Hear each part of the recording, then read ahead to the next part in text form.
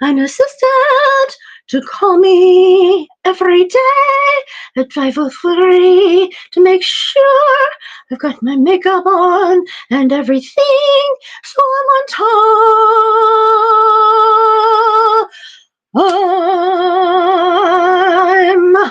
Good morning from California. This is Yin Yang with episode 1600. Whoops. 1368 with a lucky number. I have no idea what it is, but it's cute. Okay. Oh, good morning, everybody. Oh, darn, the wrong book is in my hand. Ah, you'll have to hear me singing some nonsense song while I sing a book which is here somewhere. Goodness gracious, oh darn, I don't see it anywhere. I will simply just talk. Good morning, good morning. My purpose is to say good morning and good day. Where did I get that from? Today is episode number 1368. I will say, I don't know what I want to say. I was singing. Gosh, sake. Ay. Well, I am dedicated to this life every day to show you a way to live with morsels of a thought of wisdom to do.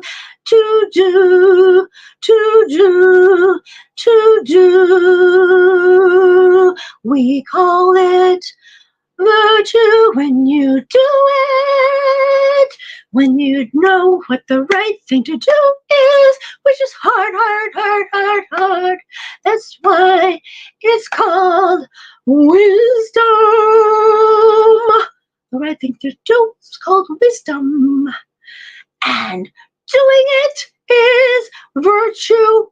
Yes, we wind up on the stairs to heaven, one step at a time with virtue, a little at a time today. Oh, golly, this is hard. How did I get there? If you had told me this morning, you must use your larynx to speak loudly, I wouldn't have known what to say. I wouldn't have known what to do.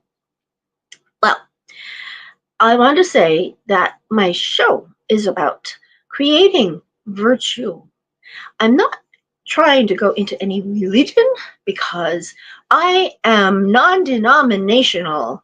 So I am not agnostic anymore, but my relationship with the higher power is none of anybody's business except mine. So therefore, nobody can treat me as if I really needed to go to a church. I don't go to church myself, to any church, except I do volunteer for some Episcopalians and some Lutherans and even Catholics. It's hard to be Catholic, I am sure. My talk today will be about creating virtue. Today, I want to say that the way I found that out was through a lucky happenstance. I wound up with a fortune cookie. The fortune cookie said, knowing the right thing to do is wisdom, and doing it is virtue. I'm hysterical today. I'm hysterical. I don't know why. I will say, okay, Why am I hysterical? Because I am dressed like I am able to take anybody down to the crazy yard and put them in straight jackets. Look at that. Look at that. I'm wearing a white t-shirt, white pants. Well, I'm stuck with this outfit because we are having a heat wave here. And the heat wave started today, not yesterday. Yesterday it was 70, no, it was 64 Fahrenheit in Burlingame, California. And today it will be 89 degrees in Burlingame. That's a 25 Fahrenheit jump in one day. And we're going to have this heat advisory through Monday or Sunday. And today is only Monday of the previous week. So I have to dress as though I were going to, yeah, I'm going to ramble. I'm just going to ramble. But we have something new. The new thing is on Wednesday, we plan to have interviews.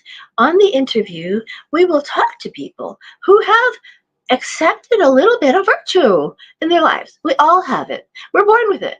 We're born with the right thing to do is to cry for milk. The right thing to do is, and they do that. The little babies are being and doing, feeling. They're not thinking really that, thinking, being, doing, and feeling are what Deepak Chopra talks about. I don't talk about that. Okay, I'm going to cut it out. Shoot. I can't find my book. Okay, so today's program is going to be, oh, here's the book.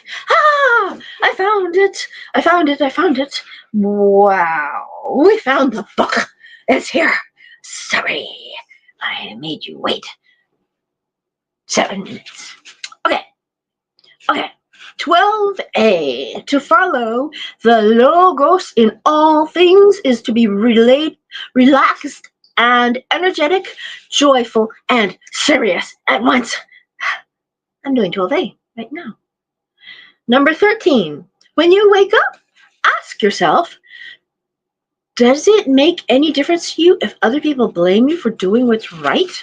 It makes no difference. Good morning, John Clark. Good morning. We're going to put me back into singing. John Clark is my favorite audience member for good reason.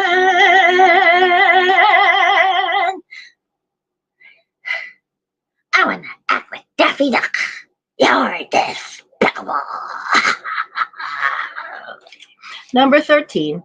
When you wake up, ask yourself, does it make any difference to you if other people blame you for doing what's right? It makes no difference.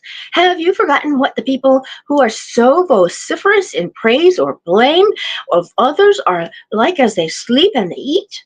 Forgotten their behavior, their fears, their desires, their thefts and depredations, not physical ones, but those committed by what should be highest in them? Their thoughts. What creates when it chooses loyalty, humility, truth, order, well-being? That was number 13. Okay, I'll tell you why I'm like this right now, today. Okay. I got talked about a lot the other day, and I was like, they're laughing at me. I did it exactly that way. I didn't really cry. I was really like that. And then somebody went over there, and my hero over there probably said, cut it out. And so then everybody was really nice to me all day yesterday. All day. So I'm happy. I am singing. I don't know why. I have no idea. Number 14. Here we go. Nature gives and nature takes away. Does that sound familiar? Anyone with sense and humility will tell her, give and take as you please, not out of defiance, but out of obedience and goodwill. Number 15. Only a short time left. Isn't that so true? Live as if you were alone out in the wilderness. That's exactly what I'm doing. Is it crazy? I don't know. No difference between here and there. The city that you live in is the world. People see something. Let people see someone living naturally and understand what that means. So I can't read that. What's that? Sipping what this morning? Nothing. It was tea. No, I don't have tea. Coffee. Coffee. Coffee. It was 30 ounces. Now 15 ounces of coffee. And I am doing something to give you my energy. Crash. Okay.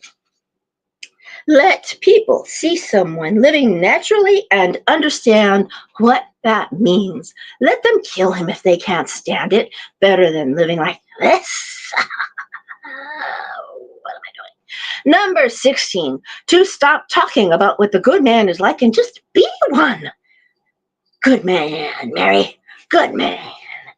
Number 17, continual awareness of all time and space of the life and Number 17, continual awareness of all time and space, of the size and lifespan of the things around us, a grapeseed in infinite space, a half twist of a corkscrew against eternity. I need to buy another corkscrew, even though I don't drink wine, because I don't have one, except I broke one.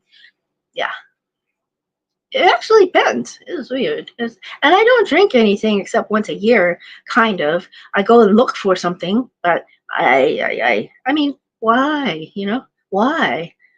I really, really, really seek out a good bottle of red wine for the year and a good bottle of champagne for the new year. And I attempt to drink those deliberate to open those two bottles during a festive time of the year and the new year itself. So there is very little actual alcohol that goes through my refrigerator.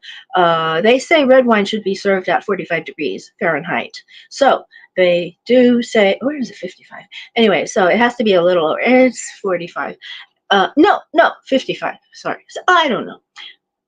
Ask a wine connoisseur or your nearest wine connoisseur.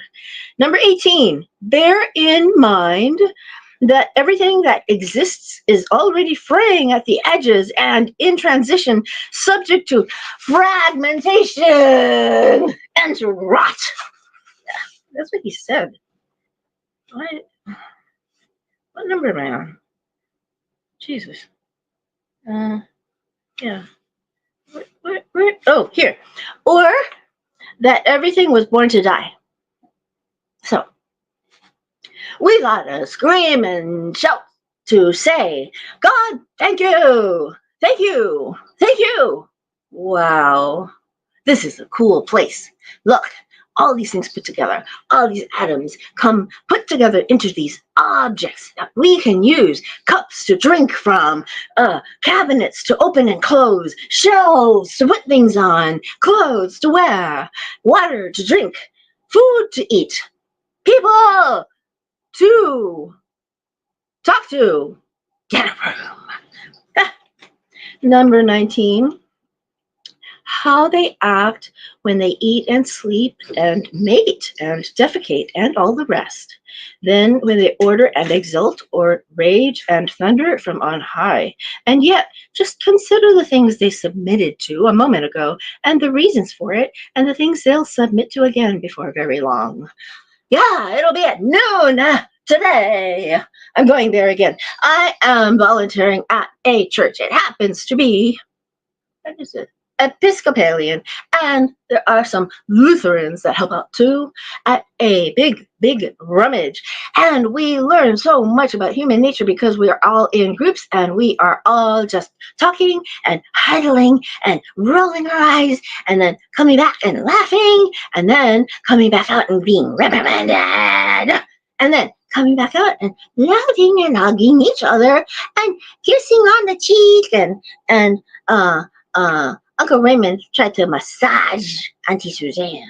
Ha, ha, ha. I told him, get her up. Ha, ha, ha. Number 20, each of us needs what nature gives us when nature gives it. Number 21, the earth knows longing for the rain, the sky knows longing, and the world longs to create or what will come to be. And the world longs to create what will come to be. I tell it, I share your longing. And isn't that what we mean by inclined to happen? Number 22, possibilities. Roman numeral 1, to keep on living. You should be used to it by now. They really said that. Roman numeral 2, to end it. It was your choice, after all. Roman numeral 3, to die, having met your obligations, or not, or yes. Those are the only options. Reason for optimism. Yep. Do you hear that rattling? That's my cat with her new collar. She loves it, and she shakes her head to make it ring a little bit. The bell, I mean. Number 23. Keep always before you that this is no different from an empty field, and the things in it are the same as on a mountaintop, on the seashore, wherever. Plato gets to the heart of it, fencing a sheepfold in the mountains and milking goats or sheep. Number 24, my mind. What is it? What am I making of it? What am I using it for? Is it empty of thought? Isolated and torn loose from those around it? Melted into flesh and blended with it so that it shares its urges? He said this. He really, really said this. Marcus Aurelius. Marcus Aurelius in Meditations. Translated by Gregory Hayes. Number 25. When a slave runs away from his master, we call him a fugitive slave. But the law of nature is a master too, and to break it is to become a fugitive. To feel grief, anger, or fear is to try to escape from something decreed by the ruler of all things, now or in the past or in the future. And that ruler is law, which governs what happens to each of us. To feel grief or anger or fear is to become a fugitive from justice. Fugitive from justice. Number 26. He deposits his sperm and leaves. Yeah, that's what it really says. And then a force not his takes it and goes to work and creates a child. This from that, it says. Or he pours food down his throat, and then a force not his takes it and creates sensations, desires, daily life, physical strength, and so much else besides. To look at these things going on silently and see the force that drives them, as we see the force that pushes things and pulls them, not with our eyes, but just as clearly. Number 27. To bear in mind constantly that all of this has happened before and will happen again. The same plot from beginning to end, the identical staging. Produce them in your mind as you know them from experience or from history. The court of Hadrian, of Antoninus, the courts of Philip, Alexander, Croesus, Croesus, all just the same. Only the people different. I will put an aside here. The man who started me on these lives is named Duc Vuong, I think, Vuong. He often said to us in the bariatric support group that when a woman gets a bad boyfriend and breaks up with him, often she gets another boyfriend that is exactly the same and just a different name. Just a different person. And so we have to look at our tendencies as well as actions. So back to the book. Number 28. Damn, it's so darn long. Number 28. People who feel hurt and resentment, picture them as the pig at the sacrifice, kicking and squealing all the way. Like the man alone in his bed, silently weeping over the chains that bind us, that everything has to submit, but Only rational beings can do so voluntarily. I do. Yes, yes. Number 29. Stop whatever you're doing for the moment. Okay. Okay. Number 29. Stop whatever you're doing for a moment and ask yourself, am I afraid of death because I won't be able to do this anymore? Yeah, kind of. Number 30. When faced with people's bad behavior, turn around and ask when you have acted like that. When you saw money as a good or pleasure or social position, your anger will subside as soon as you recognize that they acted under compulsion. Or what else could they do? Or remove the compulsion if you can.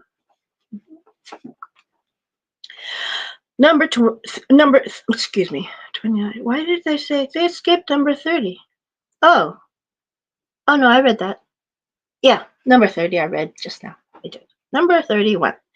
When you look at Satyron, Satyron, see Socraticus, or Euryches, Euryches, or Hymen, really that word. When you look at Euphrates, see Eutychion, Eutychion, or Sylvanus. Thank goodness some of these are easy to read. With Alciphron, Alciphron, see Tropiophorus, Tropiophorus, Tropaeophorus.